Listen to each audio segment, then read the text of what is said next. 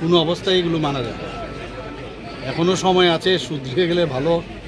Otherwise তো আমি শুনেছি, আজকে আমি হলে ঢোকার আগেই এই খবরটা আমার কাছে এসছে।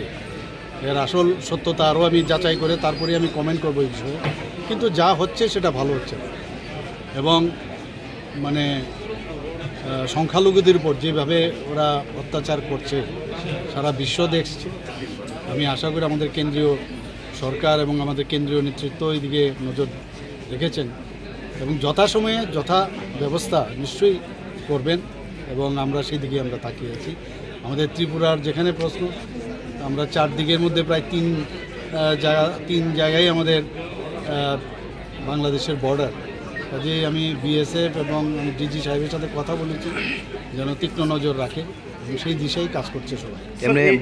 বাসের ব্যাপারে বাসে যে ত্রিপুরার যে যাত্রীর উদ্দেশ্যে কি বার্তা দেবেন? না, আমি বললাম তো, আমি যদি কনফার্ম বিষয়টা আরও জেনে নিই তারপরে আমি কমেন্ট করবো বিষয়টা। এমনি তো খবর এসছে, কিন্তু খবরের সত্যতা যাচাই করার পরেই আমি ফাইনাল ডিসিশনে আসবো।